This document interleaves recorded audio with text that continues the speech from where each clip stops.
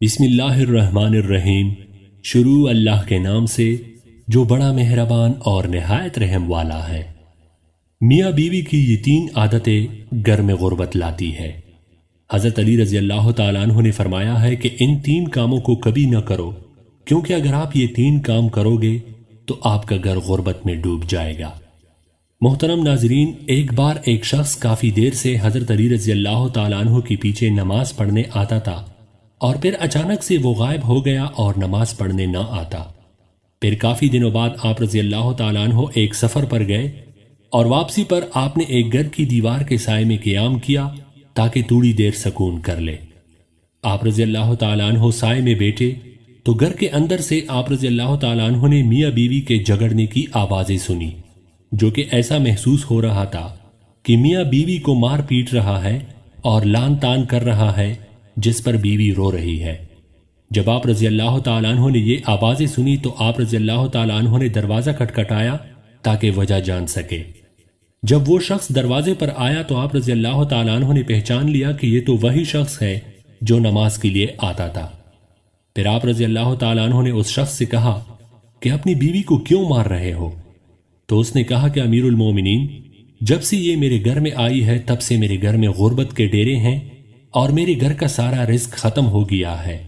یہ میری زندگی میں مصیبت بن کر آئی ہے اور میرا گھر اس کی وجہ سے تباہ ہو گیا ہے۔ تو آپ رضی اللہ تعالیٰ عنہ نے اس پر فرمایا کہ اپنی بیوی کو بھی بلاؤ۔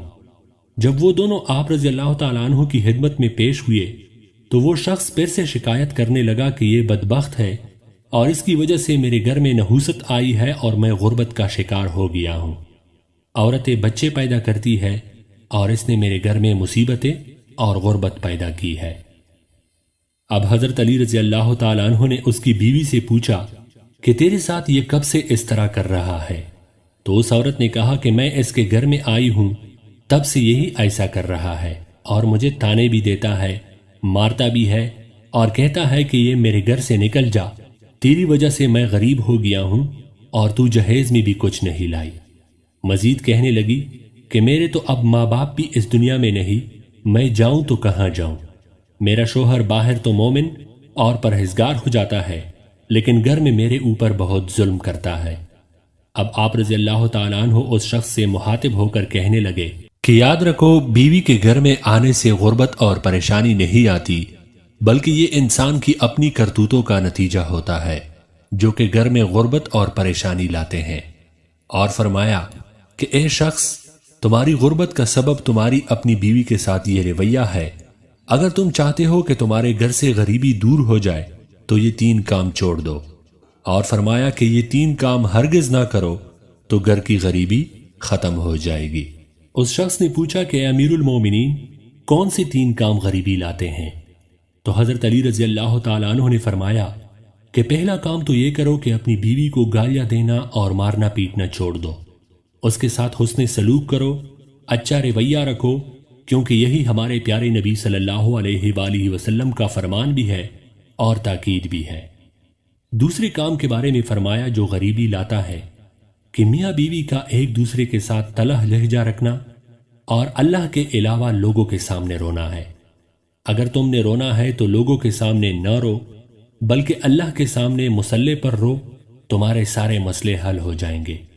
بیوی کو مارنے سے مسائل حل نہیں ہوں گے، بلکہ اللہ کے سامنے عاجزی کرنے اور اس کے سامنے رونے سے مسائل حل ہو جائیں گے۔ تیسرے اور آخری کام کے بارے میں فرمایا کہ رحمان کو ناراض کرنا اور شیطان کو راضی کرنا ہے جو گھر میں غربت لاتا ہے، اس لیے ایسا کوئی کام گھر میں نہ کرو کہ جس سے شیطان راضی ہو اور رحمان ناراض ہو۔ محترم ناظرین، یہ ہیں وہ تین کام کہ جن کو کرنے سے گھر میں غربت آتی ہے، اس لیے چاہیے کہ ان تین کاموں کو گھر میں نہ کیا جائے اور اپنے اعمال کو درست کیا جائے۔